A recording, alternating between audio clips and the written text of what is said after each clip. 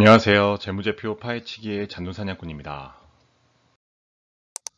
오늘 살펴볼 기업은 애경유화 주식회사입니다. 이름에서 알 수 있듯이 석유화학 제품과 관련된 기업인데요. 해당 영상을 보시기 전에 구독과 좋아요, 그리고 댓글 달아주시면 이 영상을 만드는 데 큰 도움이 됩니다. 감사합니다.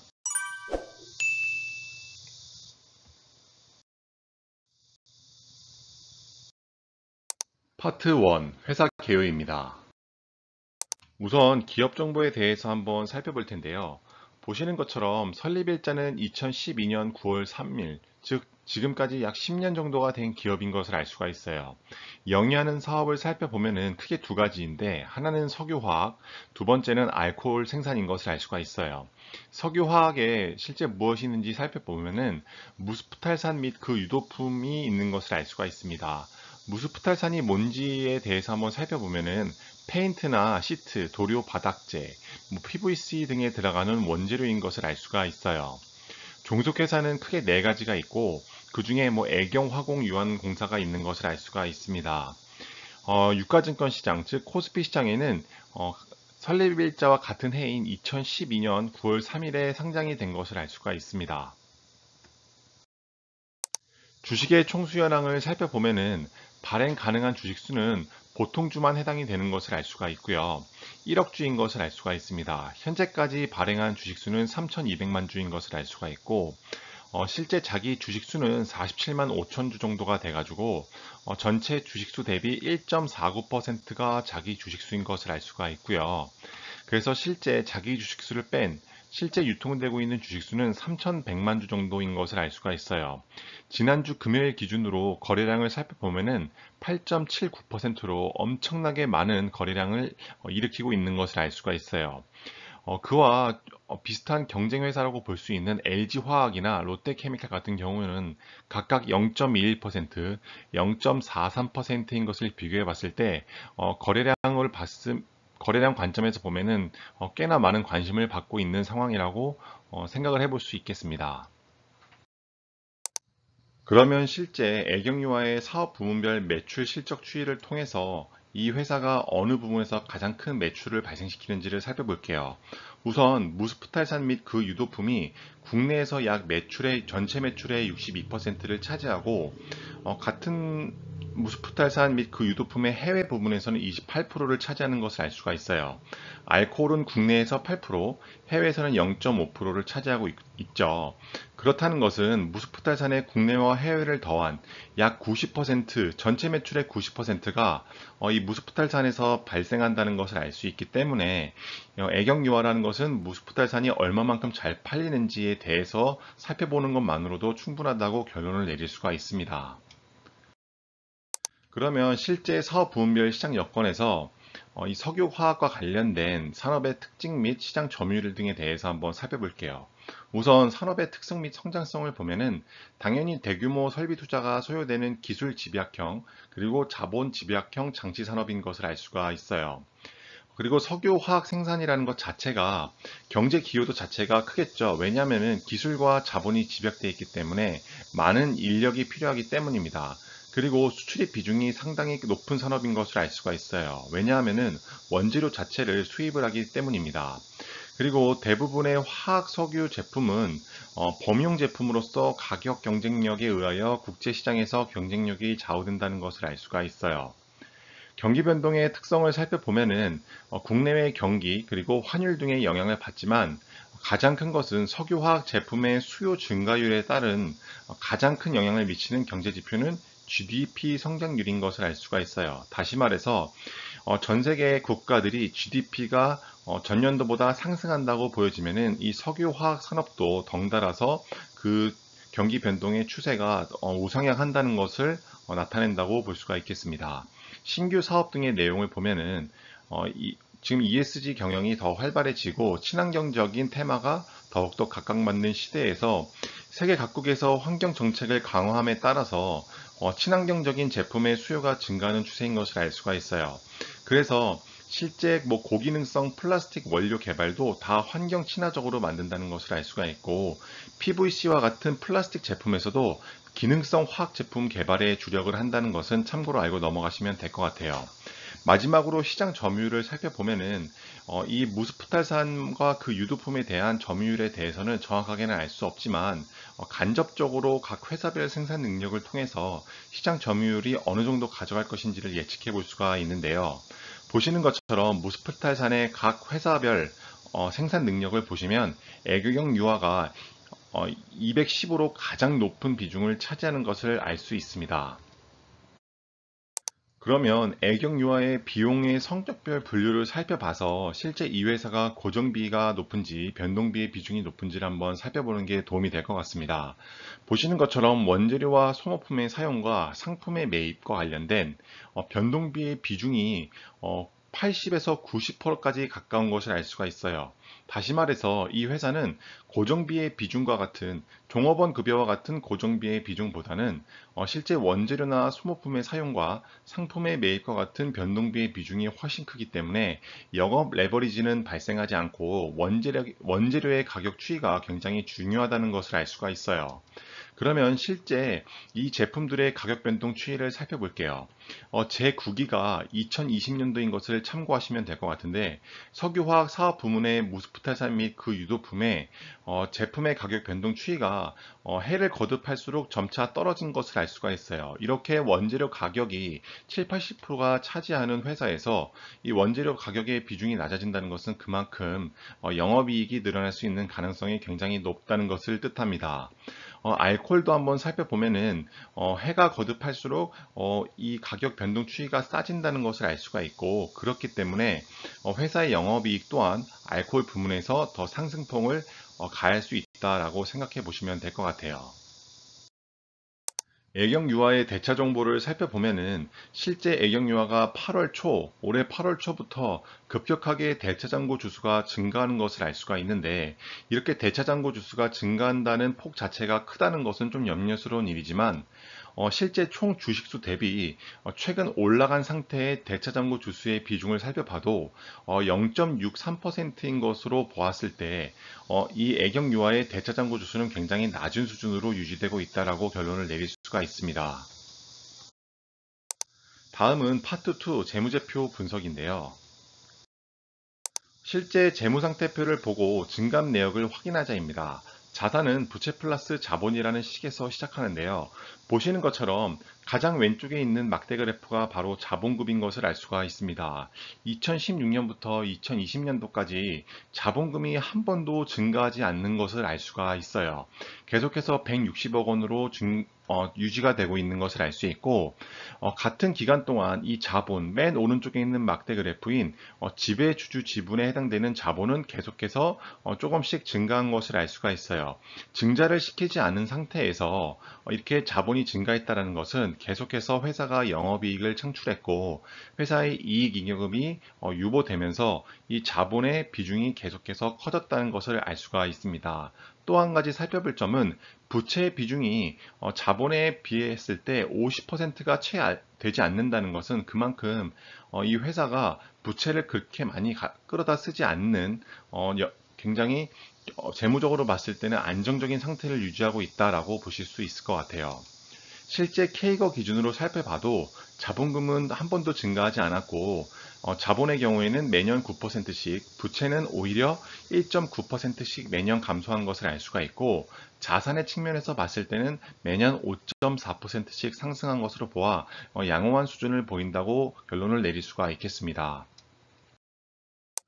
본업에서 비용을 빼고 남는 돈이 얼마 있는지를 알 수 있는 영업이익인데요. 실제 매출액과 영업이익률을 살펴보려고 하는데 우리가 이 영업이익률이 20%가 넘을 때 그 회사가 자신이 하는 사업 분야에서 배타적인 수익률을 갖고 간다고 볼 수가 있습니다.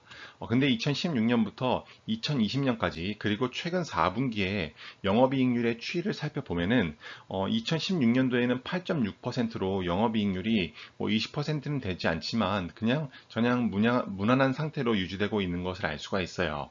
2018년도에서 2019년도에는 아무래도 이 영업이익률이 환율과 이 원가의 가격에 따라서 조금은 안 좋은 상태를 유지한 것을 알 수가 있고 2020년도에는 전년보다 반등해서 영업이익률이 6.3%가 됐고 최근 4분기에는 7.5%로 또 소폭 상승한 것을 알 수가 있습니다.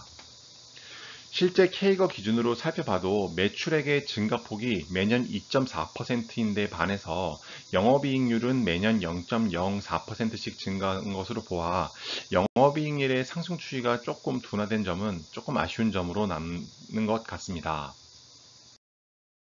우리가 매출은 현금 매출과 외상 매출의 합으로 구성된다는 점을 살펴봤는데요. 이 외상 매출의 비중이 클수록 들어오는 현금은 적다는 뜻이 되고, 그렇다는 것은 매출만 큰데 실제 들어오는 돈이 적어서 발생하는 흑자 도산 가능성이 존재한다는 것을 누차 말씀드렸습니다.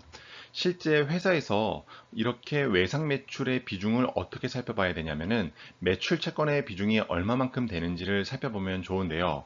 보시는 것처럼 2016년부터 2020년도까지 이 매출 채권의 비중이 점차 하락한 추세를 보인 것을 알 수가 있어요. 절대적인 값 자체도 7.1%, 2020년 기준으로 7.1%로 양호한 상태를 유지하고 있고, 최근 4분기 기준으로 봤을 때도 7.1%로 비슷한 상태를 유지하는 것을 알 수가 있습니다. 실제 K거 기준으로 살펴봐도 매출액의 상승률보다 매출 채권의 상승률이 훨씬 더 낮은 것을 알 수가 있죠.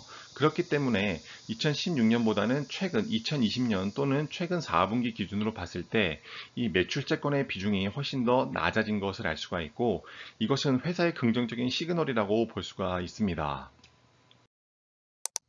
창고에 재고가 얼마나 있는지를 살펴보는 재고자산 증감 여부인데요.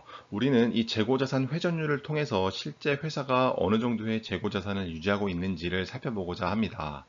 보시는 것처럼 재고자산 회전율은 높을수록 재고가 빠르게 소진된다는 뜻인데, 2016년도에는 14.23으로 가장 빠른 재고자산 회전율을 보이고 있지만 2020년도에는 그보다는 조금 낮은 11.32를 유지하고 있는 것을 알 수가 있어요. 다시 말해서 재고자산 회전율 측면에서 봤을 때는 회전율이 전년도나 전전년도에 비해서는 조금 떨어지지만 그래도 엄청나게 빠른 스피드로 재고자산 속도가 줄어드는 정도는 아니기 때문에 참고로 알고 넘어가시면 좋을 것 같아요. K거 기준으로 봐도 매출액의 상승률보다는 재고자산의 상승률이 더 높기 때문에 이렇게 재고자산 회전율이 낮아진 것을 알 수가 있습니다. 제품과 서비스를 만들려면 생산시설이 필요한데요. 우리는 그것을 매출액 대비 유무형 자산의 비중으로 살펴보고자 합니다. 석유화학 제품을 생산하기 때문에 애경유화의 유형 자산의 비중이 50%대를 넘지 않을까라고 생각을 했는데, 실질적으로 살펴보니까 10%대를 왔다 갔다 하는 것으로 보아 해당 기업의 유형 자산의 비중이 아주 높은 편은 아니라는 것을 알 수가 있어요. 그래서 실제 유형자산의 장부금액 내용을 가져와 보면은 토지와 기계장치가 가장 큰 비중을 차지하는 것을 알 수 있고, 그 다음에 건물과 공기구 비품 정도가 되는 것을 알 수가 있어요. 또 하나 참고할 만한 것이 감가상각비를 보면은 매년 100억 정도의 감가상각비가 발생한다는 것을 알 수가 있습니다. 다음으로 무형자산의 비중을 살펴봐도 2016년도에는 0.4%, 그리고 2020년도에는 1.3% 정도를 차지하는 것을 알 수가 있고요. 실제 이 회사가 연구개발비를 얼마만큼 개발비, 즉 무형자산화 시키는지를 살펴보는 것이 중요한데, 보시는 것처럼 최근 3년 동안은 무형자산화 시킨 개발비가 없는 것을 알 수가 있고, 그만큼 회사가 단기에 발생하는 비용을 바로바로 비용 처리한다는 것을 알 수가 있습니다. 2016년부터 최근 4분기까지 손익계산서의 항목별 증감률을 한번 살펴볼 텐데요. 우선 매출액을 살펴보면은 최근 5년 동안 2.4%씩 상승한 것을 알 수가 있고, 매출 원가는 그보다 높은 매년 2.8%씩 상승한 것을 알 수가 있어요. 매출액에서 매출 원가를 뺀 값이 매출 총이익이기 때문에 이 상승폭으로 보면은 매출 총이익은 당연히 마이너스 0.4%씩 감소한 것을 알 수가 있습니다. 매출 총이익에서 판관비를 뺀 것이 영업이익인데, 판관비의 경우도 마이너스 1%로 역상정한 것을 알 수가 있고, 그렇기 때문에 영업이익 같은 경우는 퍼센트대를 유지하는 것을 알 수가 있습니다. 2016년도에는 영업이익이 750억 원이었고 최근 4분기 기준으로 봐도 751억 원으로 영업이익은 크게 상승을 하지 못한 것을 알 수가 있습니다. 영업이익에서 영업 외 손익을 더하고 빼면은 당기 순이익이 나오는데 당기 순이익 또한 매년 1.7%씩 상승한 것을 알 수가 있고 2016년도에는 534억 원이었던 당기 순이익이 최근 4분기 기준으로 보면은 590억 원으로 아주 큰 폭으로 상승하지 못한 것을 알 수가 있어요. 그래서 실제 매출액, 매출원가, 그리고 뭐 총이익과 판관비, 영업이익, 당기 순이익의 각각의 K거 기준으로 봤을 때 실제 회사 자체가 엄청난 성장률을 보이는 것은 아니라는 것을 우리가 알 수 있습니다. 회사가 창출한 현금을 주주에게 나눠주는 배당 성향 및 배당 현황인데요. 5년치 자료를 가지고 와봤습니다. 2016년도에는 주당 300원에 배당을 했는데 2017년도부터 2020년도까지는 주당 350원을 배당한 것을 알 수가 있어요. 그러면은 그 기간 동안에 실제 배당 성향이 어떻게 됐는지를 살펴보면은 2016년도에는 배당 성향이 17.87%였는데 2020년도에는 25%까지 올라온 것을 알 수가 있어요. 다시 말해서 실제 2016년도가 2020년도보다 돈을 더 많이 벌었다라고 볼 수가 있겠습니다. 왜냐하면은 이렇게 배당 성향이 점차 높아지는데도 불구하고 주당 배당금이 큰 차이가 없기 때문입니다. 2016년도에는 현금 배당 수익률이 약 2.38% 정도에 머물러 있었고 지금은 약 3.91%가 되니까 배당 수익률 자체에서 봤을 때는 나쁘지 않은 상태라고 볼 수가 있어요. 우리가 국고채가 3년 기준으로 1.41% 정도인 것을 감안했을 때 지금 2018년도부터 2020년도까지 애경유아의 배당 수익률을 봤을 때 배당 성장으로서 배당주로서 투자할 가치가 조금은 있어 보인다고 판단할 수가 있을 것 같아요. 현금 흐름표를 보고 실제 기업의 돈의 흐름을 파악해 볼 텐데요. 보시는 것처럼 2016년부터 2020년도까지 영업활동, 투자활동, 재무활동 현금 흐름에 대한 값을 가지고 와봤습니다. 이렇게 영업활동 현금 흐름이 투자활동 현금 흐름보다 각 연도에 더 크다는 것을 알 수가 있고 이렇게 회사가 번 돈으로 당해 번 돈으로 그만큼의 투자를 했다라는 것을 알 수가 있고 만약에 영업활동 현금 흐름보다 투자활동 현금 흐름의 값이 더 크다라는 것은 실제 회사가 그 해 연도에 벌어들인 돈보다 더 많은 금액을 투자활동에 지출했다고 보기 때문에 그렇게 투자활동에 지출한 금액은 본인들이 회사에 쌓아둔 현금성 자산을 사용하던가 또는 재무활동 현금 흐름을 통해서 은행에서 대출을 받거나 증자를 하는 방법이 있을 것으로 알고 계시면 될 것 같습니다. 그러면 실제 2019년도에 이 재무활동 현금 흐름이 딴 연도보다 굉장히 큰 값을 나타내고 있는 것을 알 수가 있는데 이것은 실제 현금 흐름표를 통해서 한번 살펴봐야 될 것 같아요. 2019년도, 즉 제8기 기준으로 봤을 때 재무활동 현금 흐름이 꽤나 큰 마이너스 폭, 다시 말해 약 마이너스 346억 원이 되는 것을 알 수가 있어요. 그 전년도에는 79억 원, 그 전전년도에는 93억 원인 것에 비하면은 훨씬 큰 폭의 돈을 마이너스 갚아 나간 것을 알 수가 있는데 그 이유를 살펴보면은 실제 재무활동으로 인한 현금 유입액, 즉 돈을 빌린 것에 대한 값도 전년도보다 훨씬 작은 것을 알 수가 있고 실제 이 회사가 현금 유출액의 경우, 즉 돈을 갚아 나간 것에 대한 금액은 전년도나 전전년도보다 훨씬 작지만 이 유입액, 즉 회사가 빌린 돈의 금액 자체가 많이 줄었기 때문에 재무활동 현금 흐름 자체가 큰 폭의 마이너스 값을 나타내는 것을 알 수가 있어요. 그래서 마지막으로 보면은 기말 및 현금성 자산은 2016년도에는 700억 원대를 유지했고 2020년도에도 600억 후반대를 유지하는 것으로 보아 기말 현금 및 현금성 자산은 계속해서 쌓이는 추세라고 결론을 내릴 수는 없고 조금은 하락 추세에 있는 게 아닌가라는 생각이 듭니다. 실제 회사 통장에 얼마만큼의 돈이 들어왔는지를 알 수 있는 영업활동 현금 흐름인데요.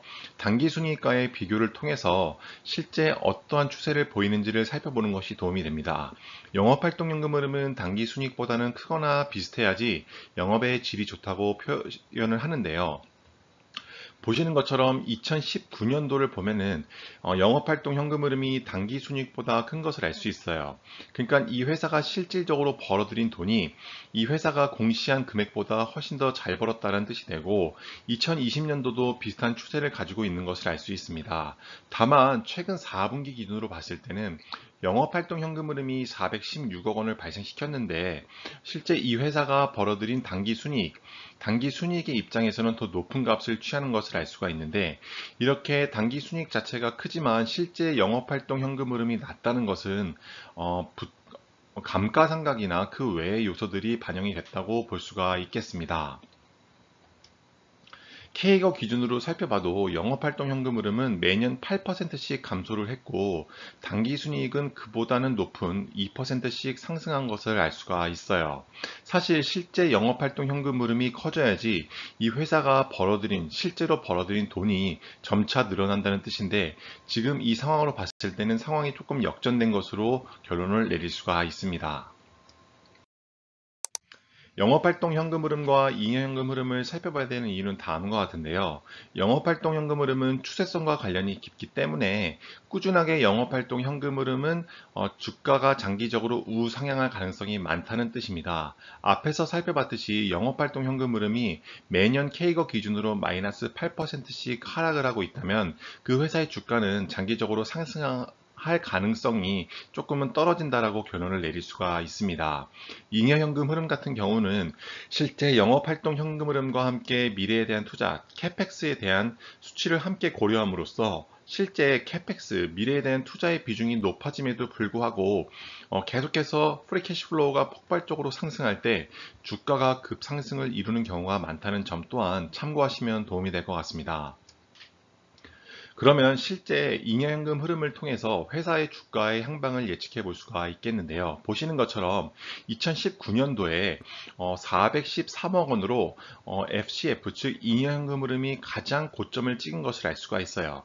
전년도를 살펴보면은 2018년도에 그 전년도보다도 훨씬 높은 캐펙스를 투자했는데도 불구하고 영업활동 현금 흐름이 전년도보다도 더 높은 값을 취한 것을 알 수가 있어요. 그렇기 때문에 이 값이 엄청나게 상승을 했고 이 2018년도에서 2019년도에 주가가 많이 상승했을 것이라고 예상을 해볼 수가 있습니다. 근데 실제로 2020년도에는 이 회사가 581억 원으로 전년도보다 영업활동 현금 흐름도 증가했지만 캐펙스의 경우도 엄청난 폭으로 증설을 시키고 투자를 한 것을 알 수가 있어요. 그 다음 연도 최근 4분기 기준으로 봤을 때는 이 영업활동 현금 흐름이 더 큰 폭으로 뛰면 주가가 반등해서 더 큰 폭으로 상승할 수 있었겠지만 영업활동 현금 흐름 입장에서 봤을 때는 하락 추세에 있었고 캐펙스 입장에서는 계속해서 상승 추세를 이뤘다는 것을 알 수가 있어요. 그러면은 결론을 내릴 수 있는 것이 만약에 내년에 이 영업활동 현금 흐름이 416억 원에서 600억 또는 700원까지 뛰어오르고 캐펙스의 값이 조금 낮아진다면은 주가의 반등을 모색해 볼 수 있는 상황이 될 수 있지 않을까 조심스럽게 예측을 해봅니다. K거 기준으로 봐도 영업활동 현금 흐름은 앞에서 설명드렸듯이 마이너스 8%로 역성장을 했고 캐펙스는 50% 그리고 잉여 현금 흐름은 0%로 굉장히 플랫한 흐름을 보이고 있는 것을 알 수가 있어요. 파트 3 기업의 적정 가치입니다. 다음은 기업 주가 차트인데요. 애경유아의 현재 주가는 13,350원 정도가 되어 있는 것을 알 수가 있고 최근 5년간 최고점은 19,300원, 최저점은 코로나가 창궐한 시기인 4,295원인 것을 알 수가 있습니다. 실제 5년 동안에 이 기업의 주가가 얼마만큼 상승했는지를 한번 살펴보려고 하는데요. 보시는 것처럼 애경유아와 코스닥 그리고 코스피 지수의 비교입니다. 애경유아는 최근 5년 동안 8.7%씩 상승한 것을 알 수가 있고 코스닥은 8%, 그리고 코스피는 10% 상승한 것을 알 수 있어요. 애경유아가 코스닥의 소속된 게 아닌 코스피 지수에 편입이 되어 있기 때문에 시장 지수보다는 최근 5년간의 퍼포먼스가 조금은 낮다, 좋지 않다라고 볼 수가 있겠습니다. 우리가 찾고 투자하려는 회사는 A사분면과 B사분면에 속한 회사라는 것을 누차 말씀드렸어요. 회사 유보금도 많고 돈도 잘 버는 A사분면에 속한 회사이거나 회사 유보금은 적지만 돈을 꾸준히 잘 버는 회사를 찾아야 됩니다. 그래서 애경유화의 자산, 부채 그리고 자본을 영업 성격과 비영업 성격으로 나누려고 하는데요. 그 기준은 아래와 같습니다.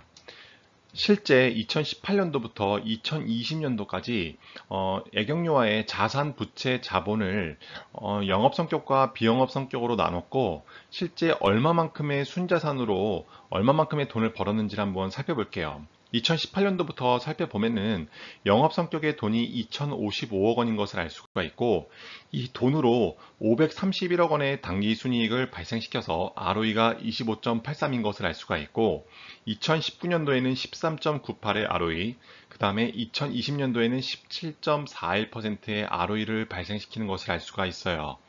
2020년도 기준으로 살펴봤을 때 애경유화가 위치한 사분면은 A사분면 중간쯤 어디인 것을 알 수가 있습니다. 왜냐하면은 실제 이 회사가 비영업 성격으로 갖고 있는 돈 자체도 1,300억 원대인 것을 알 수가 있고 이 회사가 벌어들이는 ROE도 17.41%로 전년도 대비 반등을 했고 2018년도보다는 안 좋지만 양호한 수준을 갖고 있기 때문에 애경유화는 A사분면쯤에 소속해 있는 기업인 것을 알 수가 있어요.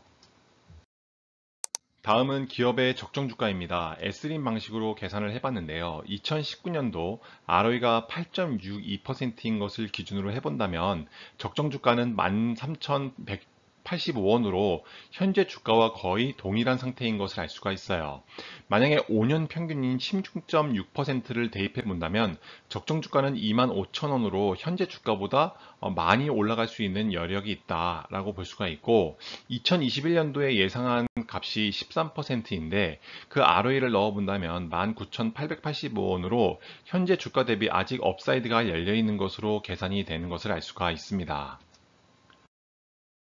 오늘의 결론인데요. 우선 저평가 여부를 살펴보면은 S림 기준으로 봤을 때는 저평가 국면에 들어가 있는 것을 알 수가 있습니다.